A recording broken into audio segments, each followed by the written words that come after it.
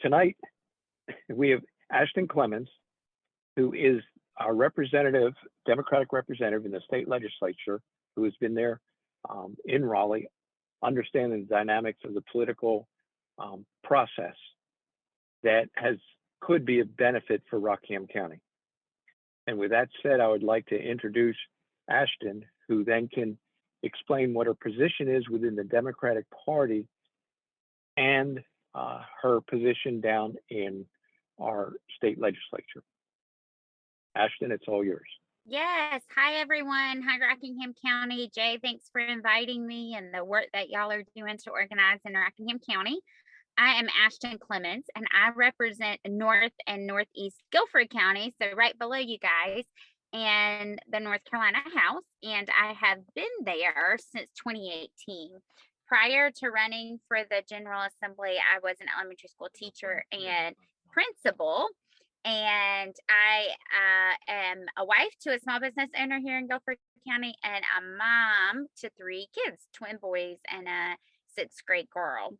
And since I've been in the legislature, I have served and worked very closely on K-12 education issues, as well as founding the first early childhood bipartisan bicameral caucus. So I get to do a lot of good work on teaching and learning from birth and prenatal all the way up through the higher education systems we have in our state. So that's kind of some of who I am and what I do in Raleigh. Perfect. So with that said, this coming legislative session, what do you see as the top 3 issues that will be confronting our legislators? Yes, so for sure, we expect Medicaid expansion to continue to be a big topic. I think we are closer than we have been to being able to expand Medicaid. I would love to see us do it actually in 2022 before going over into the next session, but if not, I hope that will be picked back up in 2023. The second is we know that North Carolinians and Americans across the country continue to struggle economically as we are trying to climb our way out of the big hole that the COVID pandemic left us in. So I hope that we'll be working together to put together strategies that help economically in our state, particularly for people in our state who are really struggling and for whom the difference of inflation and gas prices or childcare costs increasing are really, really a burden for their family. So I think that is continuing to strengthen the economy as we're coming out of this pandemic will continue to be a really critical issue moving forward. And third, I think one of the things I hear the most about is workforce development in our state. We have worked hard. I was getting ready to say we've been blessed, but it's really a tribute to the hard work of leadership in our state for decades to build the infrastructure, both transportation infrastructure, education infrastructure, to be seen as a desirable place to do business. And so we've had all these wonderful economic development announcements, and now we're going to need the workers to fill those exciting jobs and the additional jobs that we know will be coming. So I think workforce development, how are we upscaling across our state so that the people in our state can benefit from these awesome economic opportunities coming to our state, and that we can really continue to lift the opportunities economically with all of these great workforce options that will be coming. So those are 3 big things. I'm sure there will be others, but those are certainly 3 top of mind as we think about session. Well, it's interesting, Ashton, that you mentioned workforce development, because oftentimes when I hear that, people assume it means post-high school. I walk into high schools now, which are barely able to do the core competencies necessary for oftentimes pre-college. There's very minimal technical training occurring in our high schools. Do you see a way that Leandro, if it was fully implemented, would be able to help these high schools to be able to have more technical training, i.e. workforce development?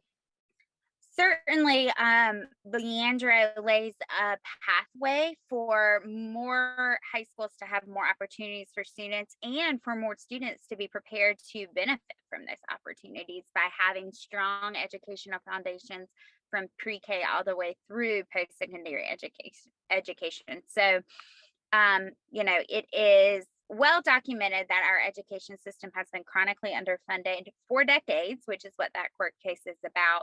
And we can and should make progress in many areas of educational funding, including having state of the art facilities, which is really, you cannot train the workers of the future when so much of that is automated in outdated classroom settings. So we need high quality facilities. We need educators who are able to focus on teaching.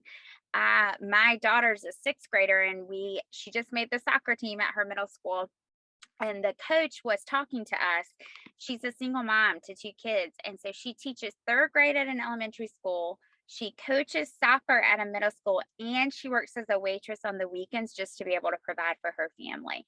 And that is not what the educators of North Carolina should be having to do. And it's not in our students' best interest to have educators that are pulled in that many directions. So I think by supporting our educators, by building a stronger system from pre-K all the way through workforce development, and by making facilities that have the highest quality learning, all of those are tied to workforce development. I really think that education is workforce development. Those two things are not separate. They are the same.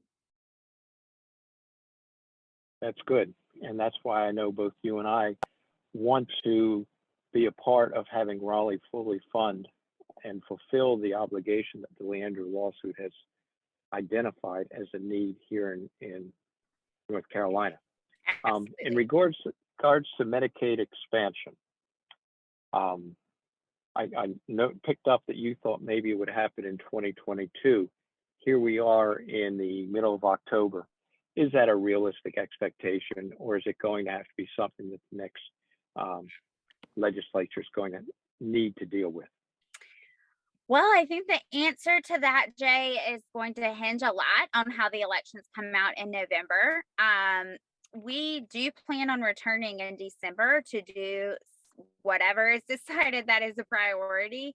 And so I would love to see the current legislation or the current legislative body pass Medicaid expansion, because it's already passed the Senate. So it just needs to pass the House. If we go over to the next session, it would have to be a new bill that would have to go back through the chambers. So that's why I say that I hope the House leadership will listen. I believe that their members, the votes are there in their caucus, and I know they're there in our caucus to expand Medicaid. It is $512 million a month that would be going to keep North Carolinians healthy and to save people's lives. Just yesterday, there was an editorial in the Charlotte Observer where the doctor was thinking about one of her 27-year-old patients who had just passed away. And the doctor said in the editorial, for cause of death, I wondered if I could write the Medicaid gap in North Carolina. And that's heartbreaking that we have North Carolinians literally dying because current leadership refuses to bring this for a vote. So I am hopeful that it happens now, because it just means one chamber. If we go into 2023, then we'll have to be both chambers, but the Senate caucus or the Senate, both sides of the Senate have already indicated and shown that they are willing to support Medicaid. So we just need our colleagues in the House to take it up. Right. My understanding is at this very moment that there is a bit of a poison pill in regards to certificate of need, in which that would hurt our rural hospitals if all of a sudden the certificate of need process was eliminated or very much reduced in the state of North Carolina. Because what would happen is the more expensive procedures would gravitate to for-profit hospitals, primarily in large metropolitan areas. And again, it would cause Annie Penn and Moorhead in our county to be basically a way station to clear patients to go down to the more central facilities down in Guilford County. And I grew up watching Charlie Brown and the Lucy and the football, Yes. and unfortunately, the cynic in me says put there intentionally.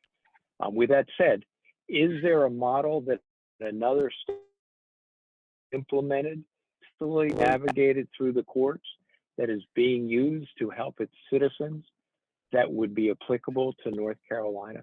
In other words, rather than trying to reinvent the wheel, is there actually a model in another state that legislators are pointing to and saying, we want to be like that? A certificate of need model or a Medicaid expansion model? Medicaid expansion. Yes. Yes. I mean, I think most states have approached it pretty similarly. There's not a whole lot of flexibility. So, one of the questions has been whether there would be a work requirement or not. Arkansas had that, but then it was struck down. So I certainly think as we've moved through, people have paid attention to what's happening. Though I do think, our approach would be specific to North Carolina.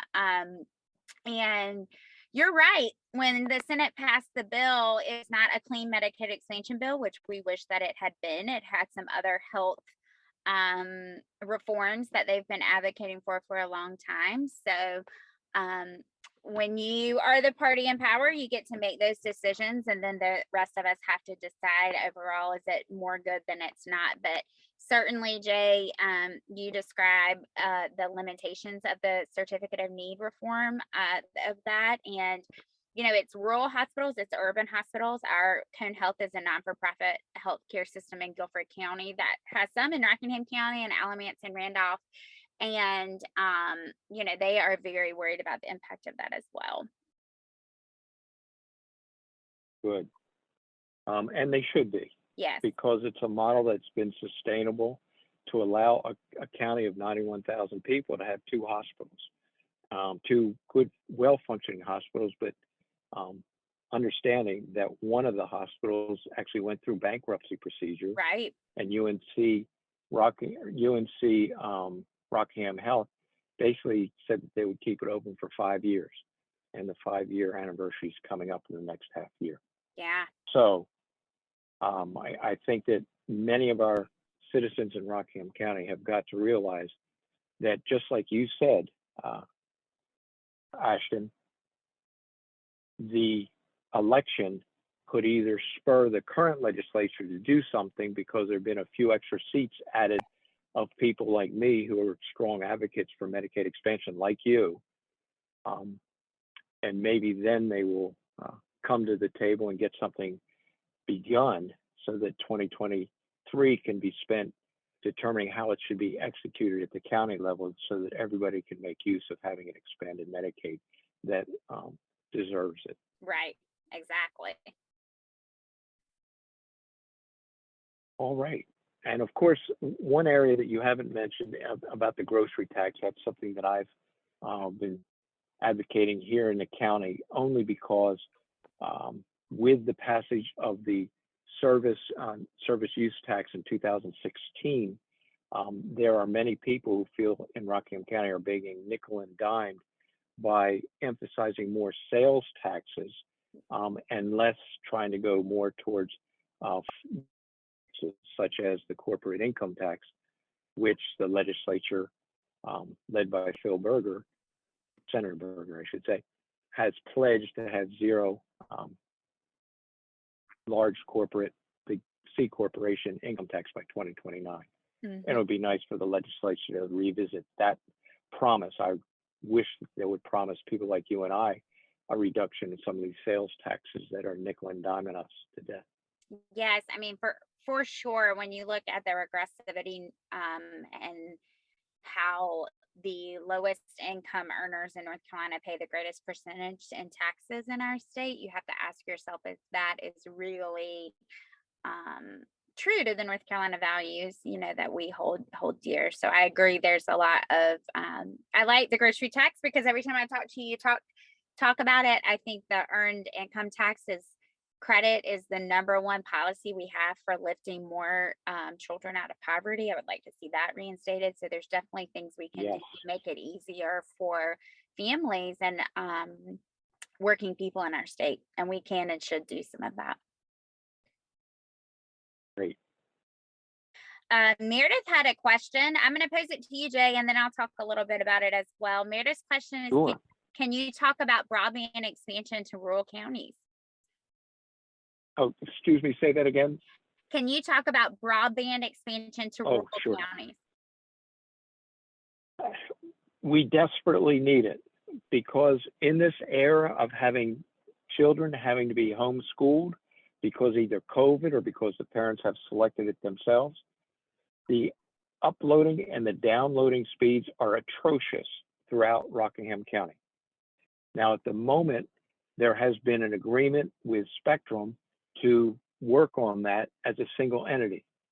The capitalist in me has raised the red flag that we do need competition for internet service providers so that we really can have broadband expanded throughout the county because there's the element of competition occurring.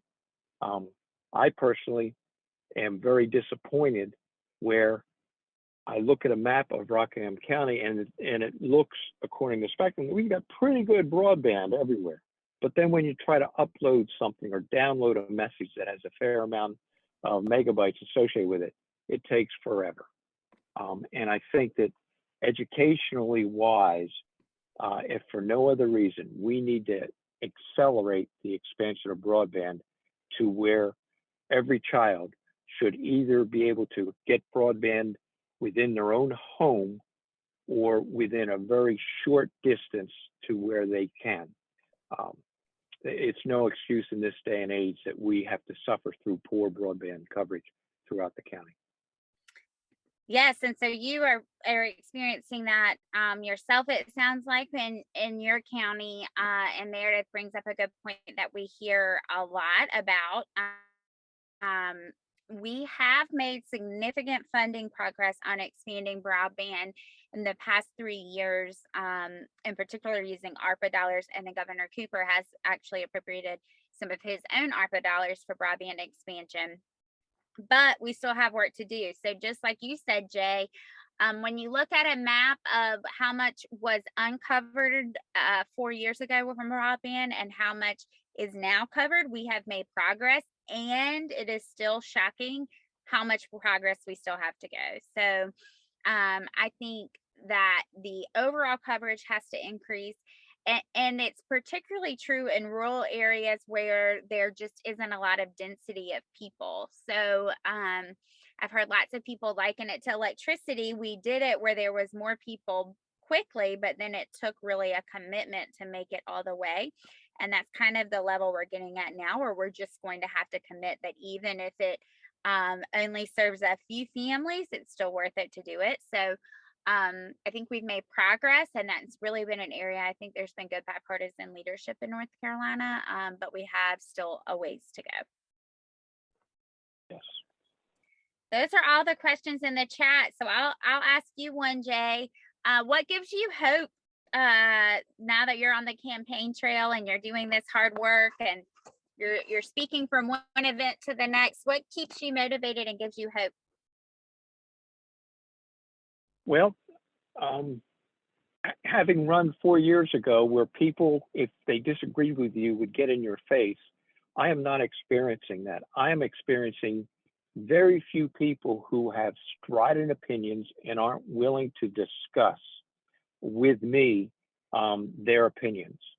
I'm also experiencing opponents who are willing to be very friendly and make people feel less awkward in casual conversations that we're having with each other and with possible constituents. So I personally am optimistic that there is less of a divide locally as people speak about politics, or people are learning how to hold their tongue when they hear an opinion that they may not quite agree with and just very kindly nod their head and move on. So I'm actually optimistic that I've had some very good conversations with people who disagree with what I'm advocating, but I've actually learned from listening to them, and I hope they've learned from listening to me, that there could very well be middle ground that we can arrive at, common ground, as I like to say, and then arrive at a more common sense solution that probably either one of us was able to come up with. I love that. And we certainly need more of it. So thank you for running. John said in the chat, thank you both for your willingness to serve. And I say that to you, Jay. Thank you so much for your willingness to serve and run for the North Carolina House. Well, I just want to finish up by saying thank you for taking the time to sit down and talk to your neighbors to the north. And I appreciate Dylan for organizing this and getting it recorded so that others can log in and hear what we had to discuss. Thank you very much. And I hope you have a good evening and good luck with the baseball game. Thank you. Thank you so much for having me. And for anyone in Rockingham County listening, at any point, reach out if we can be of help to you here in Guilford County. Everyone have a good night. Yes. Good night and thank you.